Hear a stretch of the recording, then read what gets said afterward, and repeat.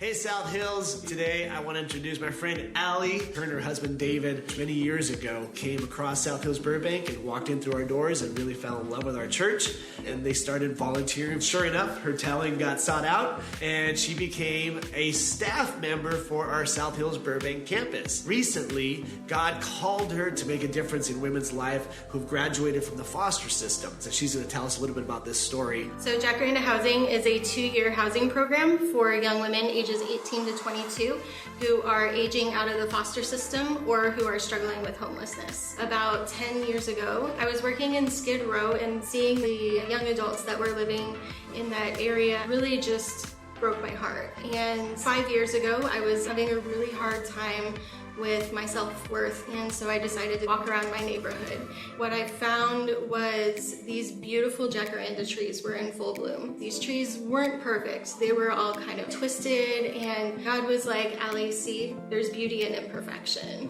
which is why I came up with Jacaranda Housing. A few years later, the pandemic hit. Everything got shut down, and God was like, Allie, I'm giving you time. So I just asked a few people to be on my board, and we put together an amazing program. We have some really beautiful partnerships with other local organizations. When Los Angeles Housing did a homeless count, they found that there were over 4,600 transition-age youth living on the streets, and they end up being trafficked. They end up getting arrested. They end up in trouble with the law. And the most important thing is having someone there to really step in where they're at and love on them where they are. I am so proud of you. I know you and I have talked a lot about this. You stepped out in faith. And so today, anything that we give towards Above and Beyond at all of our campuses is going to be dedicated towards funding Jacaranda Housing. So I want to encourage you to ask God, how can you step out and support in this movement so that Allie and her team, Jacaranda Housing, can continue to minister to the women who are graduating from the foster system.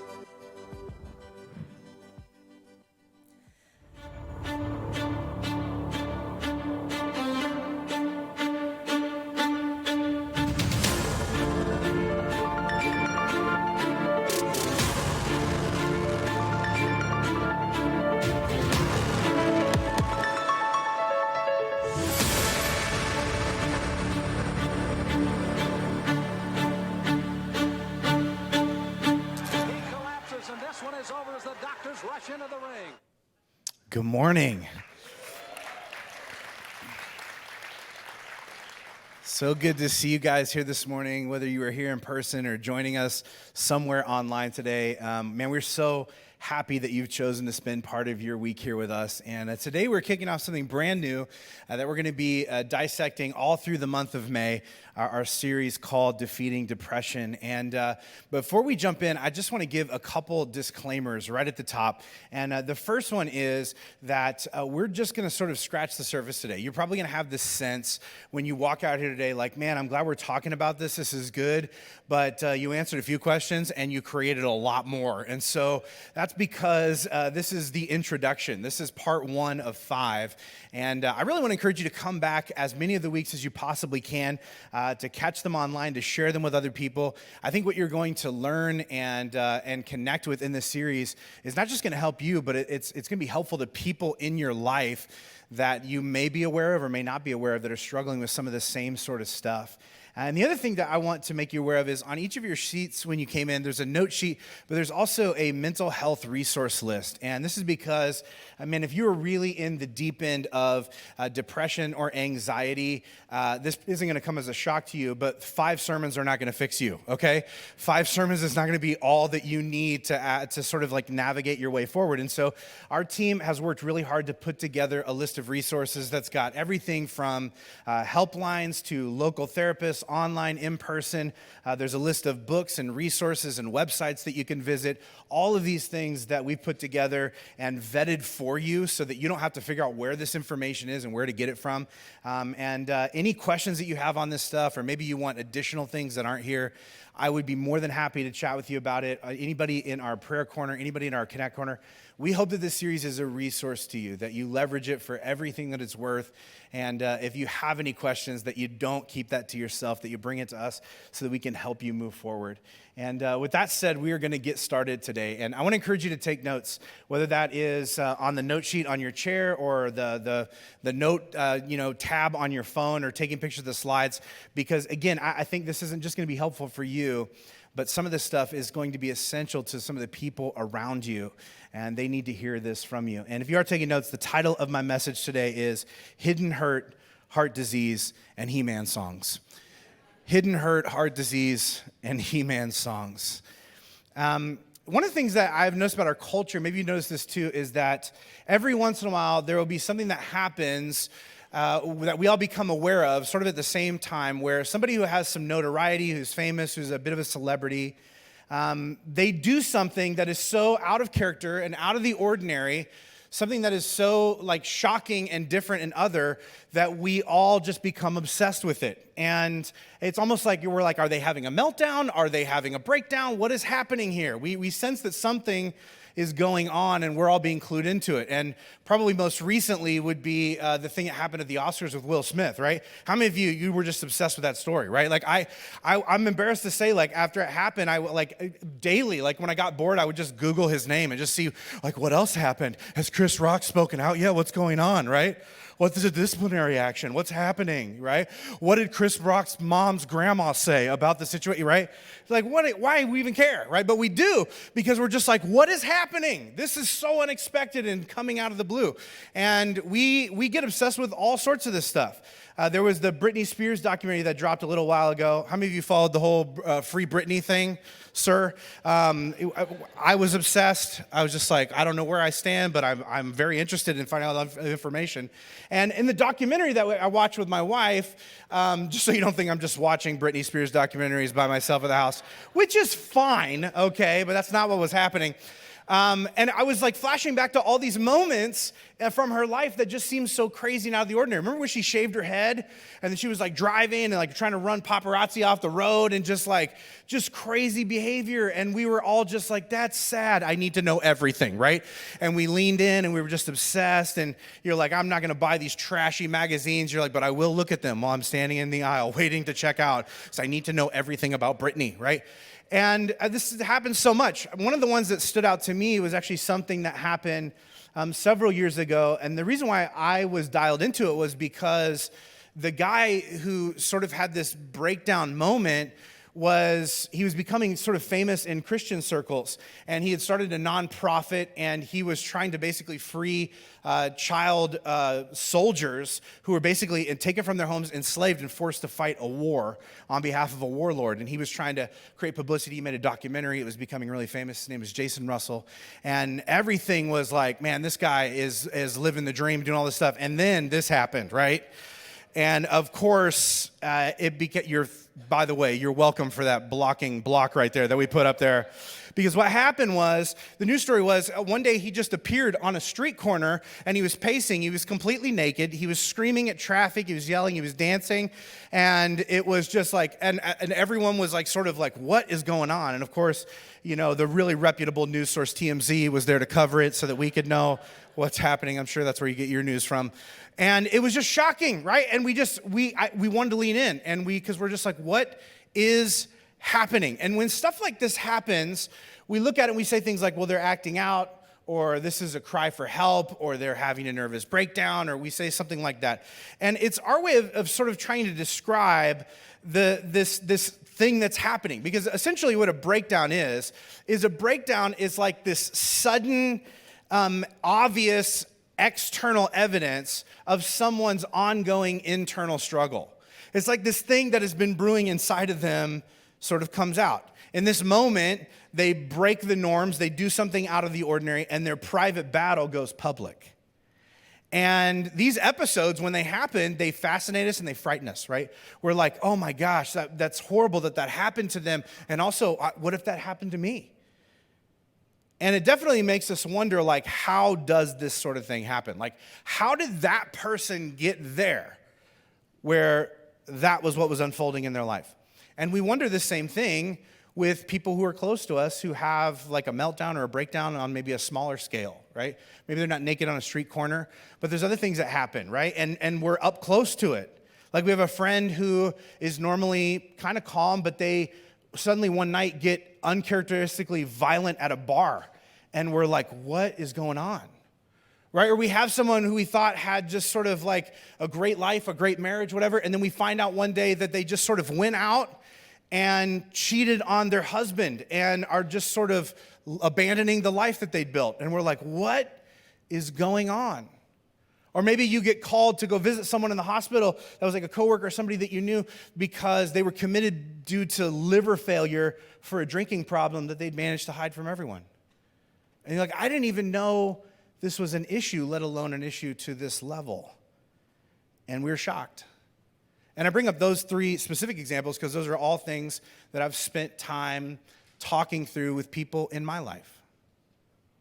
That I've been there for them in the midst of these moments. And I'll tell you that when it happens, whether on a large or small scale, in the aftermath, they end up saying things like, man, I've not been doing good for a while. It's been really hard.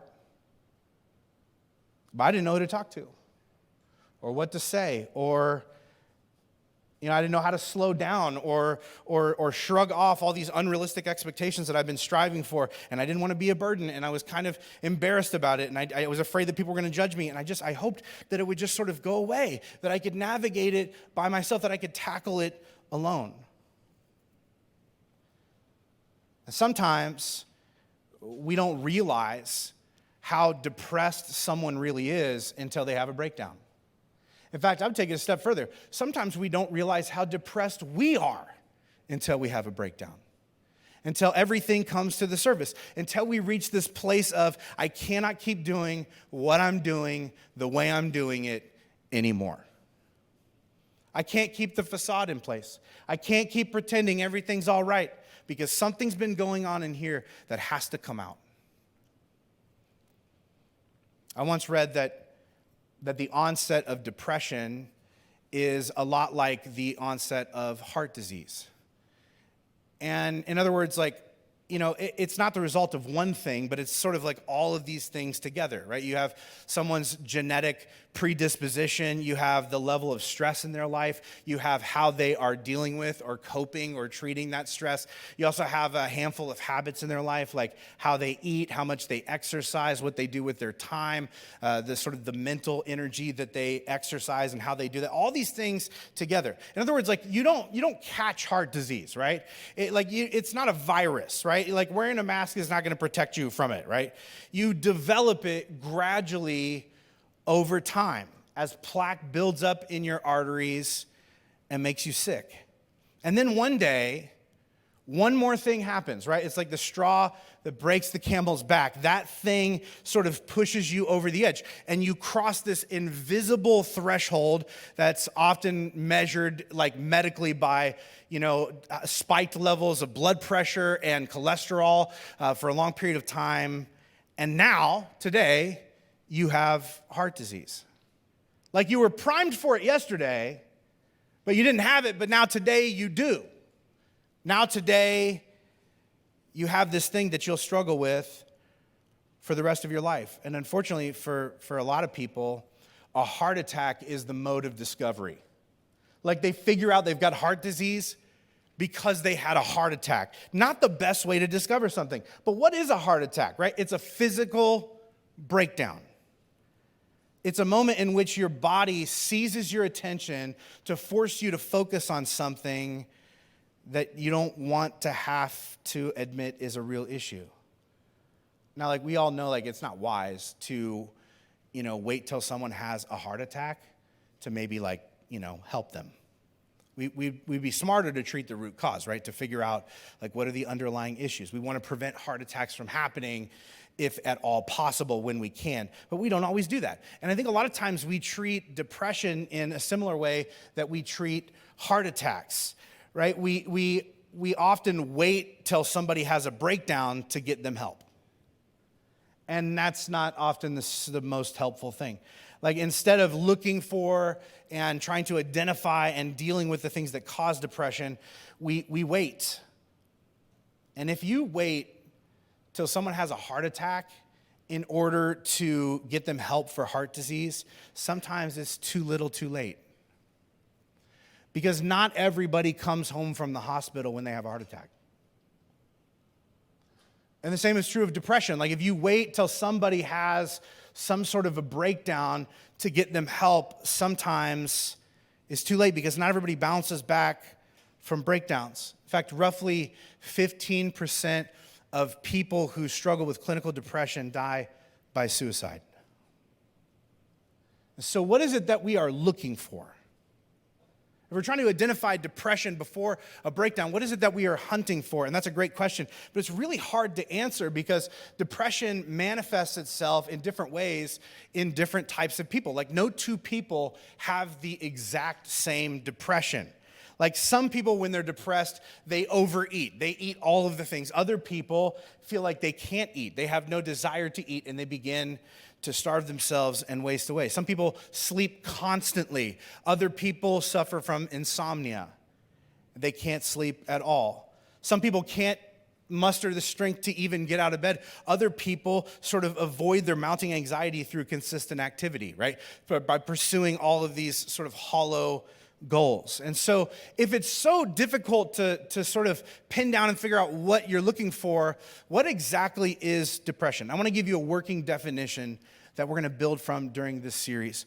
Depression is the experience of long-term joylessness, hopelessness, misery, and inadequacy. It's a paralyzing inability to imagine yourself, your life, or your situation getting any better. Now, maybe you're looking at this and you're like, okay, what does that mean? Because sometimes I feel joyless. Sometimes I feel hopeless. I've been miserable. I feel inadequate from time to time. And that's because these are just normal human emotions, right? Everybody feels all of these feelings occasionally. It's part of being human, and they're not bad or wrong. In fact, emotions are natural, neutral responses to experiences, right? And so you're going to experience both the light and dark of these things. Stepping into the dark isn't the issue. Getting stuck there is. And that's when you cross over from a moment of sadness to a season of depression. It's this moment where crushing sadness becomes constant. When it's hard to remember the last time that you felt excited about anything. When you wake up sad. When in the pit of your stomach, it just feels heavy and knotted. Your mouth is dry. Food tastes like cardboard. You're tired all the time, regardless of how much you sleep. It's never enough to energize you. You don't feel motivation to do anything. Even like just thinking about taking a shower, it feels like an insurmountable task. You might as well just climb Mount Everest while you're at it. No matter how hard you try, you cannot in your own strength pull yourself out of the bad mood that you find yourself in. It's when everyone feels distant, even if they're sitting right next to you. It's when you can't imagine what anyone would ever like about you or why anyone would ever want to spend time with you. It's when you can't track the conversation in front of you. It's when you don't enjoy any of the things that you used to. It's when almost everything agitates you. It's when you find yourself laying in bed wishing you were dead. And it's when all of these things sort of compound and they just drag on and on and on. It feels like it is never going to end, day to day, week to week, month to month, and sometimes year to year. That's depression. It's dark. Now, depression exists on a spectrum, right? So it's not always all of these things on that level, but sometimes it is. And in fact, a lot of times we think like, well, what I'm going through, I guess it's not as bad as maybe what some people are experiencing, so I'll just continue to push it down. Statistically, many people with depression suffer years, sometimes even decades before admitting it to anyone. Because they think like, what would I even say? And if I said something, would the people I told care?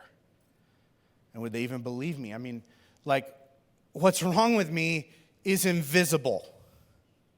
It's not the flu, it's not a broken arm, it's not going to show up on some sort of like a blood panel or an x-ray. I feel like they're not even going to believe what I'm saying when I say it. And so I'm just going to hold it in. But the longer you hold it in, the worse it gets. Because the more we suppress certain feelings, studies show that the stronger they become. Because there's nowhere for them to go. Imagine this in a different light. Like, imagine that your kidneys were failing. Imagine that you had some sort of an injury or a disease, and because of your failing kidneys, you weren't really able to function. And imagine that in that scenario, the people around you kept saying things like, it's all in your head. You're not really sick. There's nothing wrong with you. In fact, what you're experiencing is a choice. And so you should just stop being that way. What would you do with that? Because what you know is true about what you're going through is that this internal sickness is slowly destroying you, and no one believes you. So you just sit alone in the dark, hoping that it will evaporate, which seldom happens.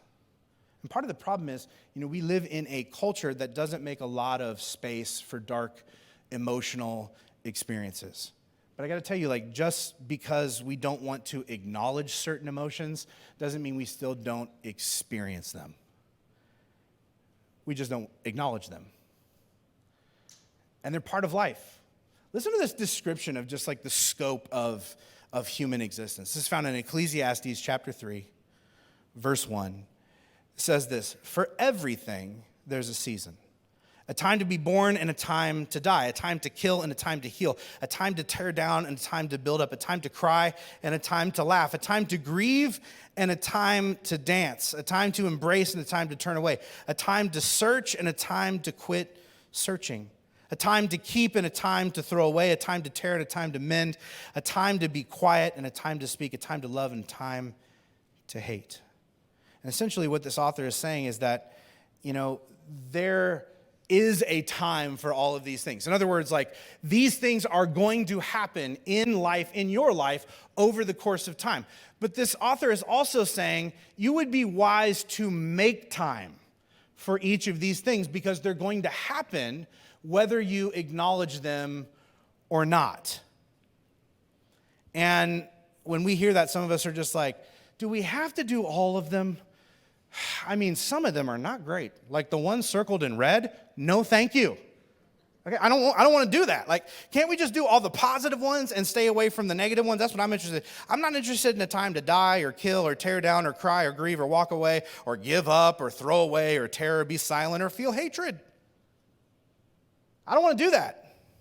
And so this is the strategy that a lot of us use. If I don't like the season I'm in, I'll just pretend I'm not in it. Anybody do that one? I don't really want to feel these feelings, so I'll just pretend they don't exist. Right? I don't want to actually be in this situation, so I'll just pretend that I'm not. And typically it doesn't work great. Why do we do this? A lot of us grew up with certain experiences that taught us that certain feelings aren't okay, productive, tolerated, or even safe. And I don't know what those things might have been for you. Maybe growing up you learned that when boys cry, they're seen as weak and they get made fun of. Or when a girl clearly voices an opinion or a boundary, she's seen as controlling, bitchy, or needy. Or maybe you learned that worth comes from winning, achieving, and being successful. And so if you can't do one of those things, get out of the way.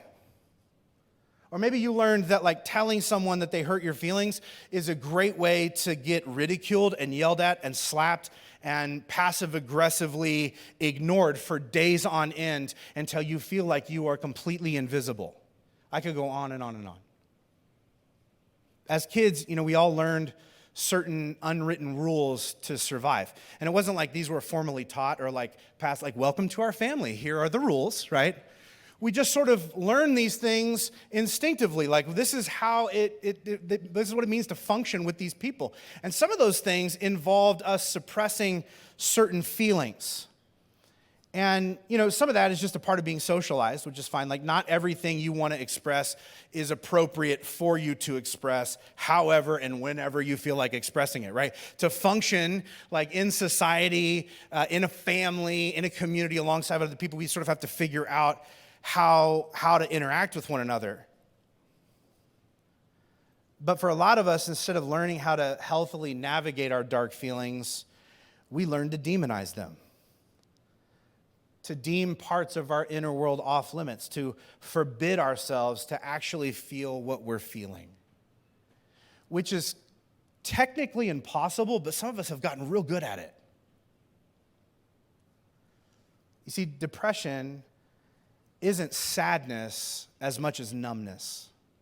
And its opposite isn't being happy as much as experiencing vitality. Vitality, of course, is like the ability to feel a full range of human emotion, from joy and excitement to grief and sorrow. And yet, some of us have decided that certain ones of these are worth muting. And the difficult thing is, it's difficult to turn down the volume on one set of emotions without fading the feeling of all of them. This is what I love about our scriptures. Like, they seem way less afraid of acknowledging and expressing all of the feels, right? The light and the dark, what we would classify maybe as good and bad in our culture. And, our culture struggles with this, but the ancient cultures didn't seem to have as big a problem with this. And there are examples of this all over Scripture. I'll read you just a couple. Listen to this super depressing passage in the Old Testament. This is found in Psalm 88. I would wager this is the most depressive passage in all of Scripture. You're welcome. I'm not going to read it all because it's a lot, but I'll just give you some highlights. Oh, Lord God. That's how you got to start it, right? Listen to my cry. My life is full of troubles and death draws near. I'm as good as dead, like a strong man with no strength left. I lie like a corpse in a grave. I'm forgotten, cut off from your care. You have thrown me into the lowest pit, into the darkest depths. Your anger weighs me down. With wave after wave, you engulf me. Interlude. Some of you are like, thank God there's an interlude, right? Which literally means like, take a breath. It's going to get darker, right? So you're like, oh my God, that's so much already, right? Break over. Here we go.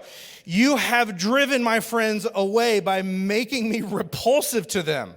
I'm in a trap with no way to escape. My eyes are blinded by my own tears. Each day I beg for your help. I lift my hands for mercy. Why do you reject me? Why do you turn from me? I've been sick and close to death since my youth. I stand helpless and desperate before you. I'm overwhelmed. I'm paralyzed. You have taken away my companions and loved ones. Darkness is my closest friend. And that's how it ends. What a great closing line. Darkness is my closest friend. Wow. A lot of the Psalms when you read through, they're these emotional explorations, and so there's a lot of up and down. This one's just down, and then more down, and then an interlude, and then just like nosedive, And then there's nothing after that. There's no like, but God, you're awesome, and everything's probably going to be okay. It's just like, darkness is my closest friend, and scene. That's it. That's all you're going to get. And the best part about this, to me, is the information that we find out inside of like our Bibles about like the context of this thing. Like normally there's it's not a footnote because it's the top, a head note. I don't know what you would call it, but the top where they're like, oh, this is a Psalm of David, when he was running from Saul or whatever. And I want to read you. This is just a screenshot from a Bible app. This is exactly what it says. Psalm 88. Here's the background information. This is for the choir director. A psalm of the descendants of Korah, a song to be sung to the tune, the suffering of affliction. A psalm of Heman, the Ezrite. Now, there are some amazing factoids in here that I think we need to just acknowledge. First of all, the author's name is Heman. Did you catch that? How amazing is that? Did you see that coming? Because for me, when I think of He-Man, I think of He-Man, the master of the universe, right? Like this muscular, he's got a sword, and I was going to wear the outfit today. My wife was like, no one wants to see that, babe. Don't. I'm like, it'll be an illustration. No one will forget it. And she's like, yeah, they won't forget it. It will burn onto their brain, and they'll never come back. They'll never come back to this church. They'll be like, I wasn't depressed. I saw that. I'm depressed. That's sad. It's so weird because we see this and we're like, man, this is just the epitome of masculinity. And this guy who's like conquered everything and he's strong enough to overcome everything. But in reality, at least from this verse, according to the original He-Man, you can be the master of the universe and not be a master of your own emotions, okay? That's real. And here's what I love about this. I love that, the original He-Man was sort of like, you want to know what masculinity looks like? Not feeling the need to hide or stuff or push away certain emotions, but to where you can step into them, experience them, and learn how to deal with them in healthy ways. The thing I think is fascinating about this, if you go back to the thing, it says that this is a song, right? It's for the choir director. And it's not just any song. This is a worship song. In other words, people got together in a church setting and sang this alongside each other. And FYI, these sparkling lyrics were set to the tune of the uplifting, positive praise classic, The Suffering of Affliction. Think about this for a minute. There was already a song called The Suffering of Affliction, and He-Man was like, I don't think those lyrics are dark enough. I'll do you one better. Psalm 88. And people get together and just sing these things and participate in this all together. That's crazy to me because growing up, that's not what church was. Church was where you put on a smile and you hid your hurt and your hopelessness and your dark thoughts. But in these ancient temples and tabernacles, it was where you went to express and explore these things in a safe space with other believers. Why do these people think so differently about spirituality than we do? And part of it, I would argue, is cultural, which we'll get into weeks to come, but I think it's because they thought about God and they thought about darkness and they thought about sadness in a different way than we do. I'm going to read you just a couple examples of how they thought about things. Psalm 34:18. The Lord is close to the brokenhearted. He rescues those whose spirits are crushed. I grew up thinking if you were sad, if you were depressed, if you're experiencing dark feelings or thoughts, God had abandoned you. He's mad at you. You've screwed up. You've done something wrong. He's definitely not near. Maybe when this funk lifts, Jesus will come back and love you again. But the way these people see God is that when you are brokenhearted, when you are dragging bottom in life, when your spirit is crushed, this may be the moment in which God is closest to you, not the farthest away. God is in the moment with you. Jesus goes on to say in the New Testament, one of his most famous sermons, the Sermon on the Mount, he rattles up these things called the Beatitudes of sort of definitions of the way God made the world to work. And he says this, God blesses those who mourn, for they will be comforted. And that's what these ancient people gathering to sing Psalm 88 were doing. They're allowing themselves to individually and collectively mourn. To sit in their sadness, to face their dark feelings together. And it wasn't just God who comforted them, it was each other. And I got to tell you, of all the stuff that we're going to talk about, we're going to get into a lot of practical things in the weeks to come, but we got to start here. This is the first step. When you're emotionally bottoming out in life, don't stuff it. Surface it around safe people who will hear you out, help you process, and make a plan. People that will hear you out, help you process, and make a plan. And some of you are like, okay, I get the thing that I need to come clean. I need to voice what's going on. I need to be real and transparent with some safe people. What's the third, make a plan? What's that? What's that part? And we're going to talk a lot about that in weeks to come, because in order to be different, you're going to have to probably do some things different than you're doing them now. because depression is diverse. And what I mean by that is it's physical, mental, emotional, relational, situational, environmental, habitual, and spiritual. Like all these things added together equal your disposition, which means improving involves addressing them all. And a lot of times we have this misnomer about depression of just like, it's just a decision, and it's just like a thought, or it's just a feeling. And so like that's where it camps out. And if maybe you could just like, maybe just try and think a little different, then maybe everything will just fix itself. But this really underscores how humans work. Humans are whole beings, and depression is a whole person illness and requires a whole person plan for healing.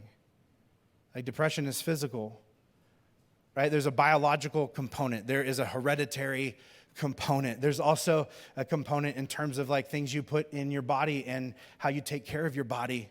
There's a mental component. There's thought patterns and the way that you think about things and the running loops inside of your mind. There's an emotional component of the feelings that not you just let pass through you or experience, but the feelings you grab hold of and you hold hostage and you sit with for long periods of time. It's relational because it has to do with the types of people that you put around you and how you interact with them and your dynamic with them and the sort of things they pull you to do and be. It's situational.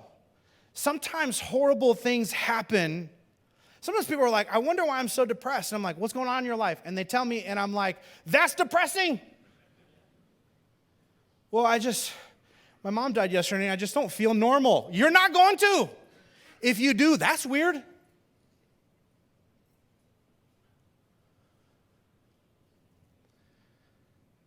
It's environmental. It's shaped by the places that we go and the things that we do and the air that we breathe. It's habitual. It has to do with the things that we eat and how we exercise and the places we go and the things that we watch and listen to and experience. And it's spiritual. Sometimes we're depressed because we've chosen to do certain things or orient our life in a certain way that actually doesn't lead to human flourishing. And we can feel that there's a discrepancy, and that feeling feels like depression. And if we want to improve, we've got to address all of these things, which brings us to Jesus. Jesus famously said that he came to show humans how to live life to the full. Like that was his mission, which is interesting, right? Because the opposite of depression is vitality. Life to the full. A fully integrated life where it is safe to be your whole self.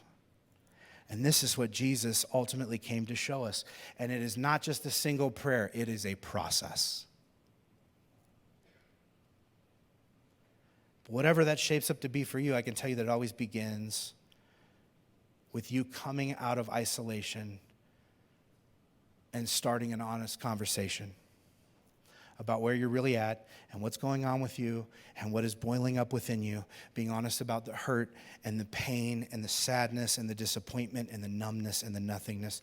Because the reality of it is, no matter how much he wants to, God won't help you heal what you continue to hide. Because God doesn't force any good thing on anyone. He gives you the freedom to choose, to receive his help or reject it. One proverb talks about it this way. This idea of coming out of hiding and getting in touch with what's happening inside of you. Proverbs chapter 14, verse 8, it says, people are wise and understanding when they think about the way they live. But people are foolish when their foolish ways trick them. You ever trick yourself? You're like, I did not see that coming, self. When you find yourself being like, why am I doing that? Why do I feel this way? Why am I sick to my stomach right now? Why do I feel uncomfortable around this person? How come every time I'm in this situation, I get this sensation? Like, why do I always do this thing that I don't want to do? Like, what is happening with me? And we're just like, man, I don't know. Just ignore it and hope it goes away. It says, wise people who are wise and understanding, they think about how they live. But foolish people are just like, man, I don't want to look into it. I don't want to uncover it. I don't want to deal with it. I don't want to face it. I don't want to go there. And I wonder, do you think about the way you live? Do you look at the ways that you're acting out, big and small, and wonder what's underneath that? If you've not done this, I want to just give you I'm going to give you this every week, some journal prompts to just maybe take a picture of these and just journal out the answers to these sometime this week. Think about them, talk about them with people in your life. What am I avoiding? What am I trying to avoid feeling or facing in life? What emotions have I decided are unsafe, unacceptable, or inappropriate? And the reason I decided that because somebody else decided before me, and I operated in their orbit, and so now I have grafted that onto the way that I operate. And so, man, I can't get close to that. I can't admit to that. I can't feel that. I can't experience that. That's bad, wrong, sinful. And what do I do to keep myself from having to fully feel those things? What do I do to distract myself? What places do I go? What substances do I use? What people do I put around me to try and yank me out of having to actually feel and face the things that are dragging me down?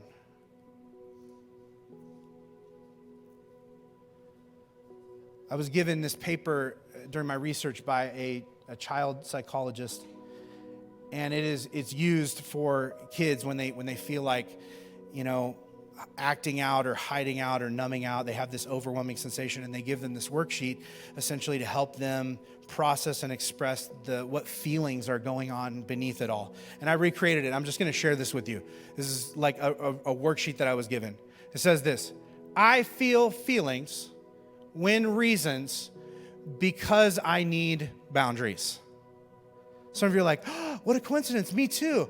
I feel feelings when reasons because I need boundaries. But obviously what makes this powerful are your specifics. I think a lot of times we are forging ahead in life and we are not in touch with what we're actually feeling. We don't know how to connect that feeling with where it's coming from, and we don't know what need it's pointing to. And that disconnection from ourselves drops us into depression. I wonder what would happen if you began to do this. You know what I thought when the guy gave this to me? I was like, this is for kids? Most adults I know don't know how to do this. And he's like, I know.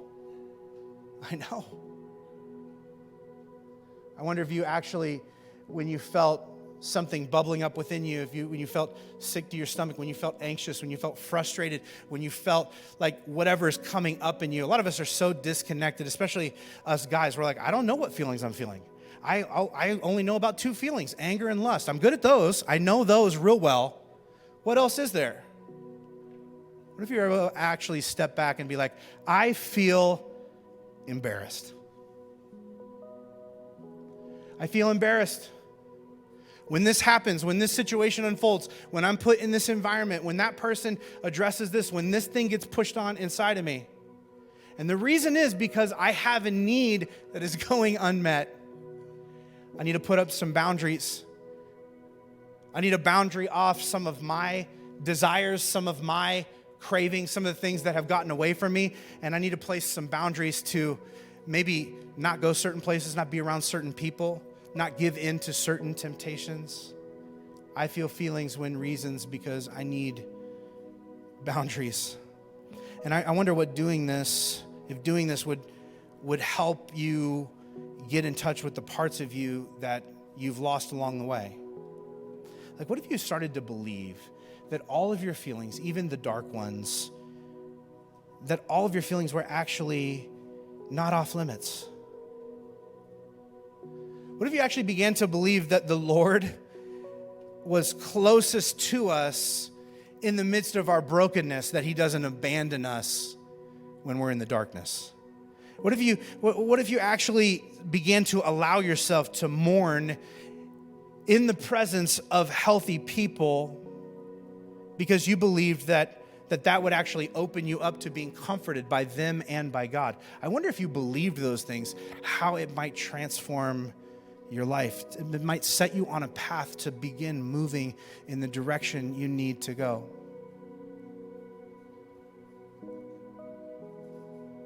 2 years ago, one of my great uncles died suddenly of a massive heart attack. And in the same year, a few weeks later, my friend Kyle died by suicide. Both of them have been suffering for a really long time. And hardly any of us who knew them knew the depth of what they were going through. And both of them, a breakdown was brewing. And once we found out, it was too late. And that breaks my heart. And not just because I love them and they're gone, but because they lived so much of their life in hidden hopelessness for such a long period of time. When comfort was both available and accessible, but they never accessed it. And I just, in my mind, like, is there anything worse? Is there anything worse to be suffering and to actually have help and healing just an arm's length away and not be able to access it?